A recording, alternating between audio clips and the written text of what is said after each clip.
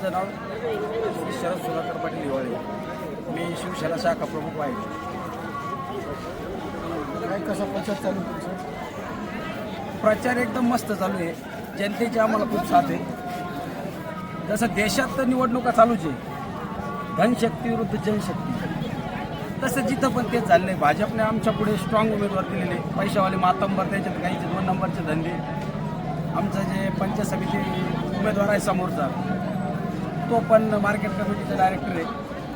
म्हणजे अर्थ सांगण्यात येईल की धनशक्ती विरुद्ध जनशक्ती.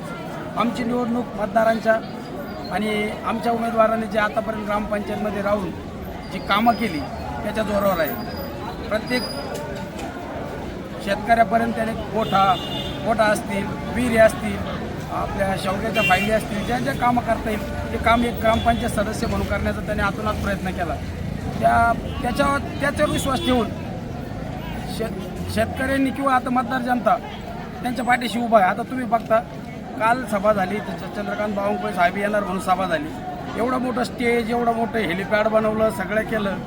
कमी खर्च आहे का आता ह्या निवडणुकीला? जर जिल्हा परिषद पंचायत समितीच्या निवडणुकीला जर 9-10 लाख रुपये खर्च होत असेल, हा पैसा आणला कुठून यांनी? म्हणजे गरीब शेतकऱ्याला लुटूनच जमा केलेला पैसा आहे. आता कमीत कमी 8-9 लाख रुपये त्या कालच्या सभेला खर्च लागला. आणि जे चंद्रकांत बावनकुळे साहेब येणार होते ते आले नाही, म्हणजे खर्च वायफटच गेला ना. मग भार कोणाला पडणार? उद्या आम्हालाच पडणार ना, शेतकऱ्यालाच पडणार. त्याच्यामुळे मला असं वाटतं का झालेलं, काल त्यांनी आमच्या गावामध्ये 500 रुपये एक बाईला देऊन बाया आणल्या. इथे 500 रुपये रोजाने बाया आणल्या. कशा करता केलं तुम्ही? निवडणूक इतकी मोठी नाही ना. जर विधानसभा लोकसभेची जर निवडणूक असते, तुम्ही 500 रुपये द्या, काही द्या. पण ही जर साधी पंचायत समिती जिल्हा परिषदची कार्यकर्त्याची निवडणूक आहे, नेत्याची निवडणूक, ही कार्यकर्त्याची निवडणूक आहे. कार्यकर्त्याची निवडणूक जर असताना तुम्ही एवढा मोठा जर खर्च करत असेल तर हा भार उद्या आमच्या डोक्यावर पडणार आहे. त्याच्यामुळे मला एवढं सांगायचं आहे, आज बघा तुम्ही, एकही माणूस एकही रोजाचा नाही. हे सगळे आपले शिवसेनेचे कार्यकर्ते, हे सगळे तरुण तडफदार कार्यकर्ते. यांना कोणी पैसा दिला नाही का, कोणाला जेवणाची पार्टी नाही का, कोणाला कशाची अपेक्षा नाही. हे फक्त उत्स्फूर्तपणे समोरच्या उमेदवाराचं काम, आमदार बोरनारे साहेबांनी गेले आतापर्यंतचं काम, त्यांच्यावर विश्वास ठेवून, संदीपान भुमरे साहेब खासदार त्यांच्यावर विश्वास ठेवून हे कार्यकर्ते इथे जमा होतात. आजची जी लढाई या नेवरगाव गटामध्ये ही फक्त धनशक्ती विरुद्ध आणि जनशक्ती विरुद्ध आहे. आणि 100% मी सांगतो, इथे जनशक्तीचाच विजय होणार. आणि आमच्या नेवरगाव गटातील 3ही उमेदवार बहुसंख्य मताने निवडून येतील.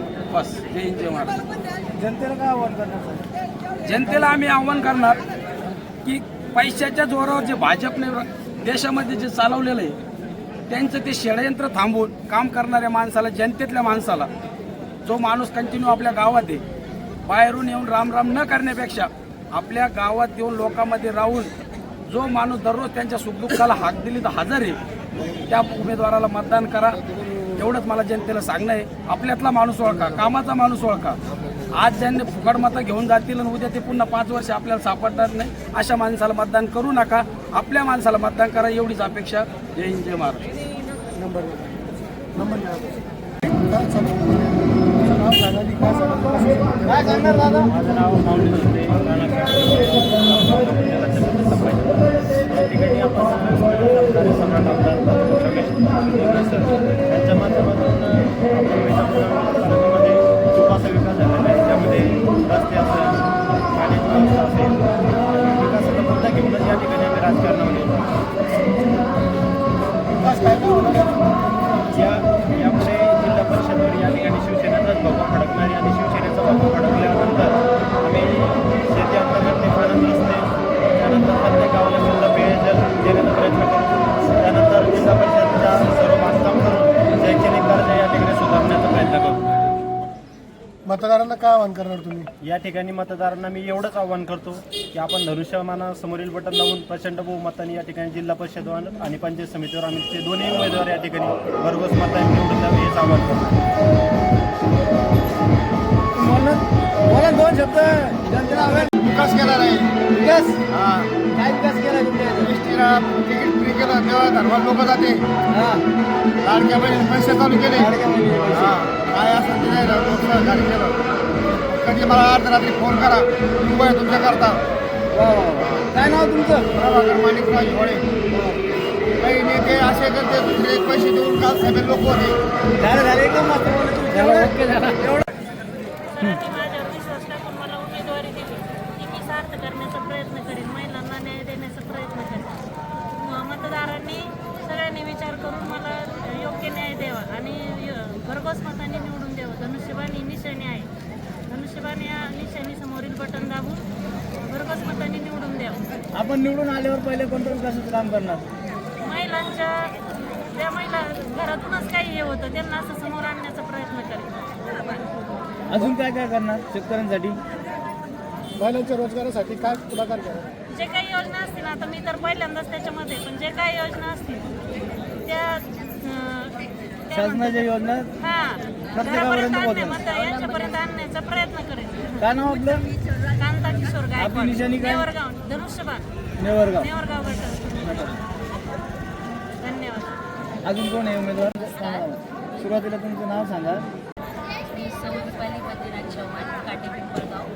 मला नेवरगाव गटातून जिल्हा परिषदेसाठी उमेदवारी मिळाली. त्याबद्दल मी आपल्या संभाजीनगर जिल्ह्याचे पालकमंत्री संजयजी शिरसाट साहेब, खासदार साहेब श्री संदीपाजी लिंगरे साहेब, तसेच आमचे गंगापूर वैजापूर तालुक्याचे आमदार काटे सम्राट आमदार रमेशजी बोरणारे साहेब यांचे मनपूर्वक आभार मानते. त्यांनी एका सर्वसामान्य कुटुंबातील माझे पती श्री बद्रीनाथ पाटील चव्हाण यांच्यावर विश्वास ठेवून आम्हाला जिल्हा परिषदेची उमेदवारी दिली. त्याबद्दल मी सर्वात पहिले या तिन्ही लोकांचे आभार मानते. बरं मॅडम, तुम्ही निवडून आल्यावर कोणतं विकासाचं काम केलं? मी सर्वात प्रथम मी एक शेतकरी आहे आणि शेतकरी असल्या कारणाने मला माहिती आहे की शेतकऱ्यांच्या कुठल्या काय समस्या असतात. शेतकऱ्यांना आज महत्त्वाचा प्रश्न जो असेल तर तो आहे की शेतकऱ्यांना वाडी वस्तीवर जाण्यासाठी पाणंद रस्त्यांची खूप गरज आहे. त्या पाणंद रस्त्यांचे काम करण्याचा मी बहुतेक प्रयत्न करेन. आणि जिल्हा परिषदेच्या अंतर्गत येणाऱ्या ज्या शाळा आहेत, जिल्हा परिषदेच्या ज्या शाळा आहेत त्या शाळांचा मी दुरुस्ती करून शिक्षणाची पात्रता योग्य पद्धतीची करण्याचा मी नक्कीच प्रयत्न करेन. आणि तिसरं म्हणजे प्रत्येक गावासाठी आरोचं पाणी देण्याचा बहुतेक प्रयत्न करेन, कारण आरोग्याची समस्या ही सगळीकडे भेडसावणारी आहे. त्यासाठी मी निश्चितच प्रयत्न करेन. जनतेला तुम्ही काय आव्हान करणार मतदारांना?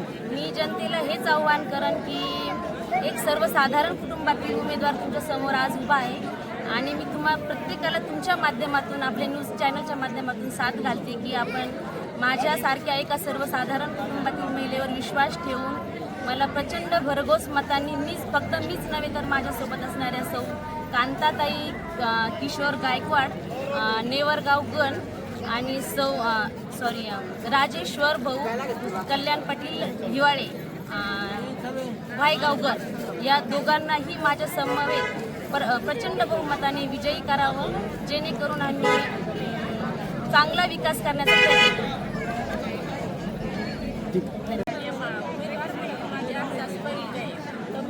माझ्या सासूबाईला मदत करेन की आपल्याला मदतीची गरज आहे.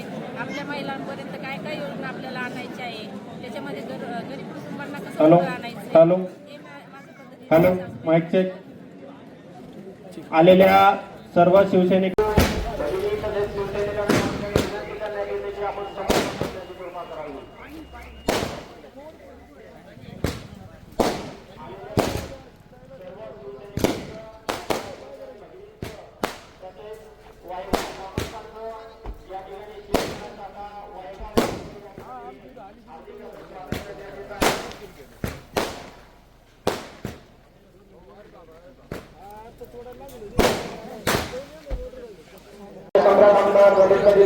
यांचं आगमन या ठिकाणी होत आहे.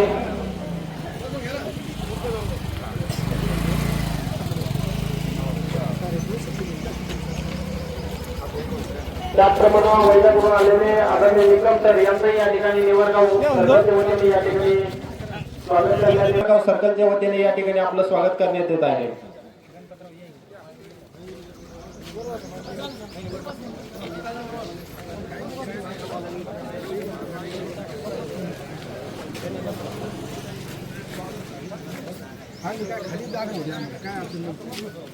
काल एक 2 दिवसापूर्वी जी घटना घडली ते महाराष्ट्र राज्याचे उपमुख्यमंत्री आदरणीय अजितदादा पवार साहेब यांचं अपघाती या ठिकाणी निधन झालं. त्यामुळे कुठलाही सत्कार या ठिकाणी होणार नाही.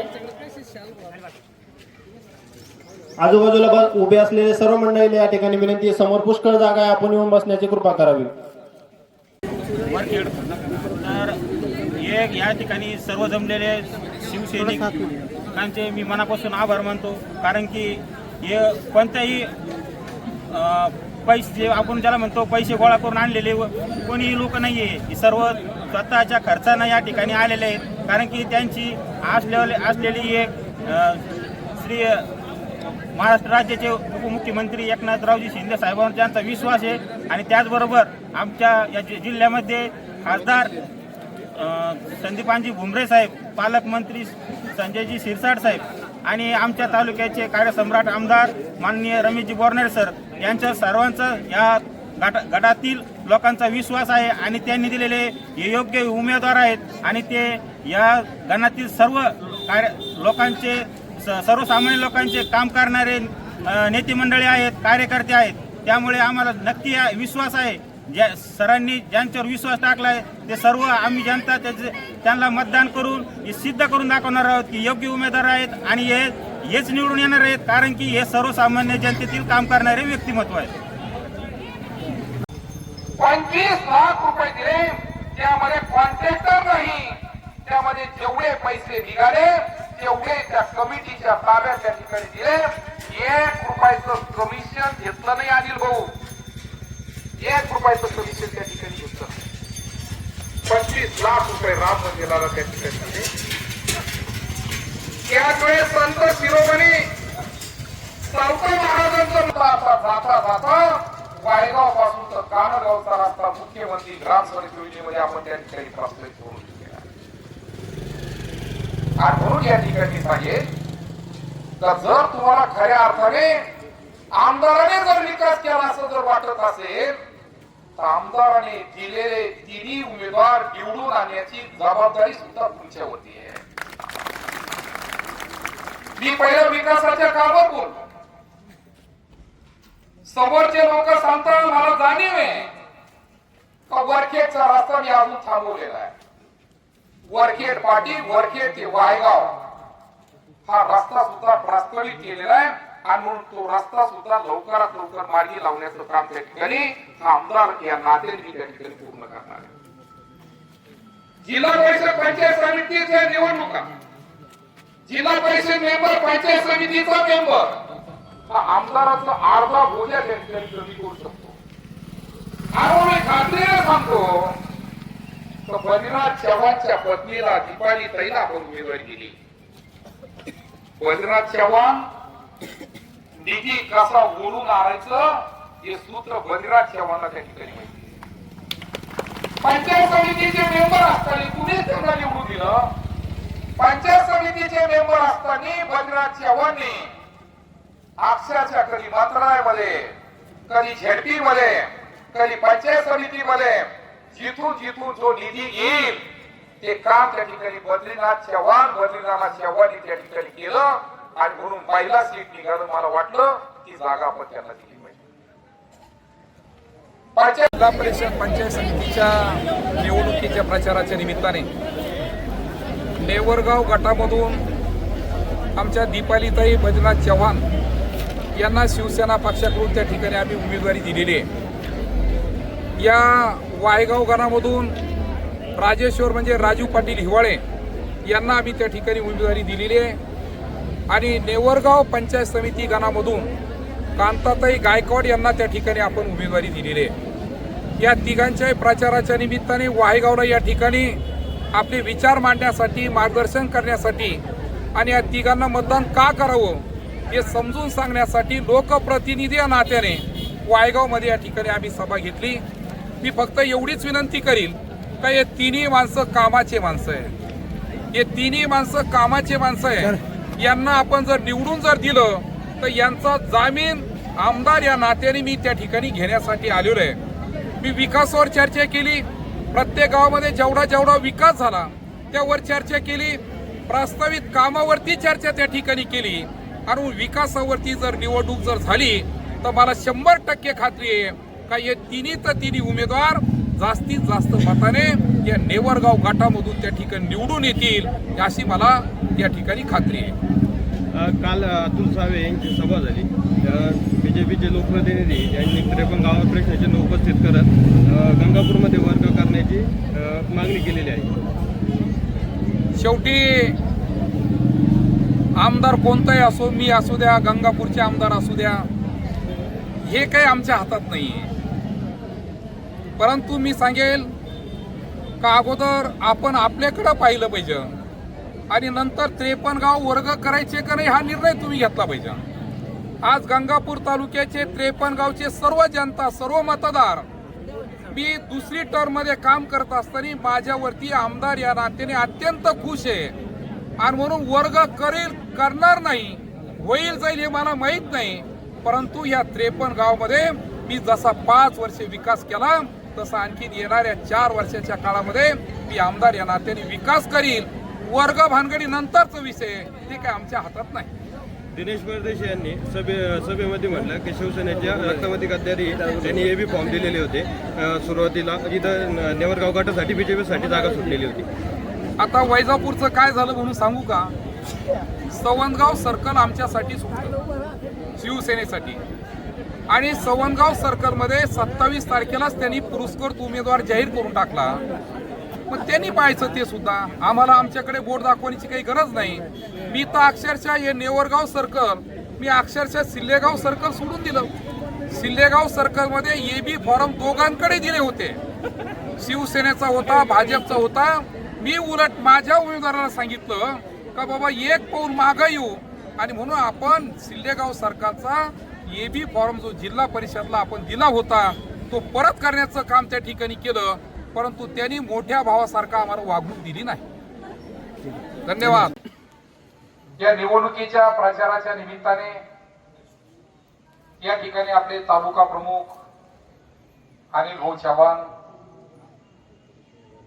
गावातील ज्येष्ठ सन्माननीय रामनाथ तात्या वाघ, वायगून आलेले राहुलजी पारखे, मुद्देश्वरहून आलेले सन्माननीय सुरेश भाऊ दारुंटे, गुलाब भाऊ दारुंटे, ऍडव्होकेट जाधवजी, आपल्या हैबतपूरून आलेले राजेंद्र पाटील पवार, त्या ठिकाणी प्रामुख्याने प्रचाराच्या निमित्ताने